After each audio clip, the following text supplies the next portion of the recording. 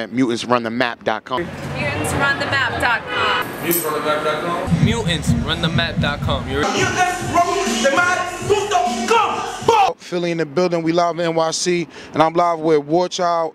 Mutantsrunthemap.com. Mutantsrunthemap.com.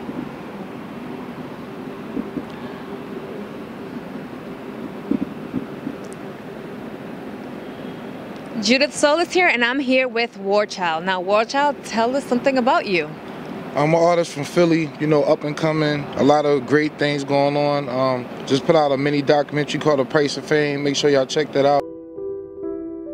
I lost so much blood that my adrenaline from the fight is what saved me, because I don't think I would have died that day. A couple years after high school, I got stabbed in Jersey. I remember the day real vividly. And I just happened to be walking and seeing these dudes trying to jump my young boy. You know, I stepped up to help my young boy, and there was just so many of these dudes. Out of nowhere, I thought a dude punched me in my stomach. And I remember laughing like, man, these dudes hit like bitches. It was wintertime, and it was like all the cold air from outside was going in my body into this one spot where he punched me. I looked down, and it was like my whole intestines had fell out of me. These little girls, they saw me. They was grabbing me. It was pulling me so hard. The voice just kept saying, don't lay down, just walk. I'm not a super religious dude or nothing like that. I felt like they was...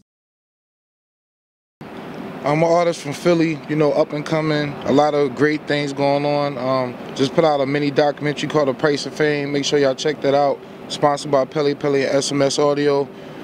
You know, just working. Got a new mixtape about to drop called Save Your Words with Philly's #1 DJ Cosmic Kev, Styles P, Freeway, a bunch of cats on it. It's gonna be a real dope project. Now, tell us about your documentary. What does that entail? It's like a 5-minute mini doc, because I'm a new artist. You don't want to give people an hour, and they like, who is this guy? But it's like a mini doc. It's real dope, and it was produced by Bonsu Thompson, a famous journalist from New York City. He's inside tonight, Suite 36. You know, it's about my life and career and coming up in the industry and how I got to where I am now from where I was. So it's pretty dope. And what's the difference between who you were then and who you are now? Just education of the music industry. I mean, you know, it's all about, if you want longevity, you have to build your career a certain way. It's about, like, you know, family.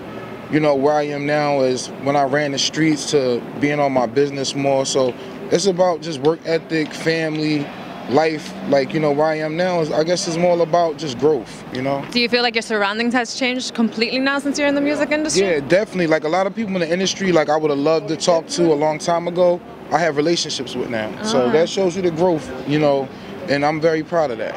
Do you still get starstruck? How does that feel for you? When I see people in the industry like Joel Ortiz, I show them love, because, you know, the honor is there, and it's not a starstruck thing, it's more of a peer thing where you like, damn, you know, to rub shoulders with cats like that, that's that dope, and they look at you as a peer, as an ultimate feeling. So, you know, I won't say starstruck, just honored. You know? Honored. Very humble. That's very, good. very. Now, if you were to compare yourself to another lyricist, who would it be, or do you even compare yourself at all?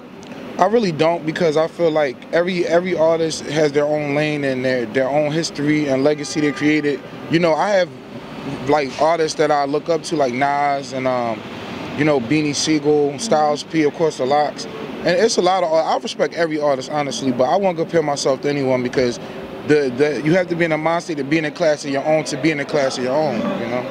Now tell us a little more about your mixtape. What can people expect from that mixtape? It's just dope. Like, I got songs for the ladies, for the dudes. Save your words. Y'all know what it is. We back in style. Shit.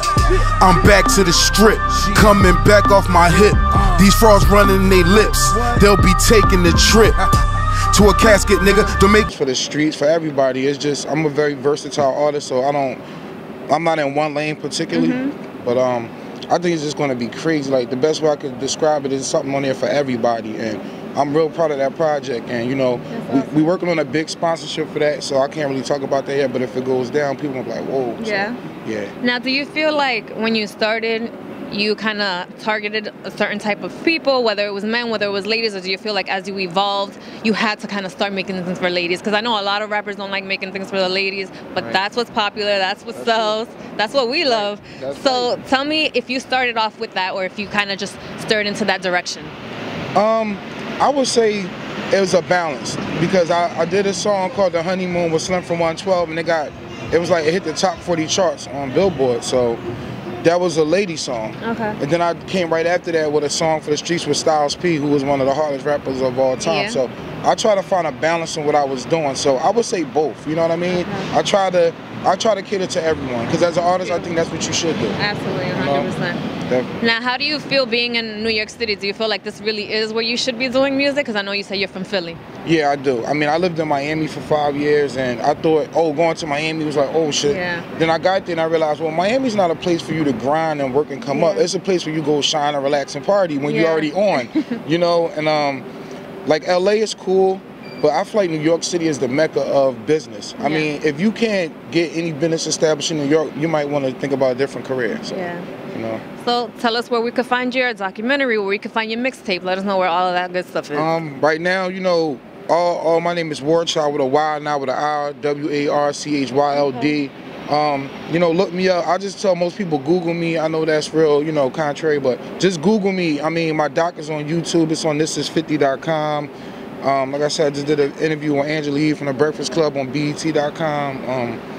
It's everywhere. If you Google Warchyld, you'll see a whole bunch of stuff come up, from different publications to all of that. You know, follow me on Twitter, Warchyld_ENT, Instagram, Warchyld_215, and just keep watching out for me.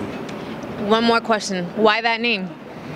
You know, when I was growing up in Philadelphia, my neighborhood was really bad, and I used to see bad things so much, and I felt like it was a war zone. And just remember being a kid, I was just like, damn, I feel like I live in a war. Like, all around me, shootouts and gangs, and I'm just like, one day it hit me, it's like, damn, I feel like I'm a child of war, and it just stuck with me like that. So. That's deep. Well, thank you so much. I appreciate your time. MutantsRunTheMap.com. You already know it's one of the dopest sites coming out. If y'all ain't on that site and checking out that blog, y'all missing out on a whole lot of fire.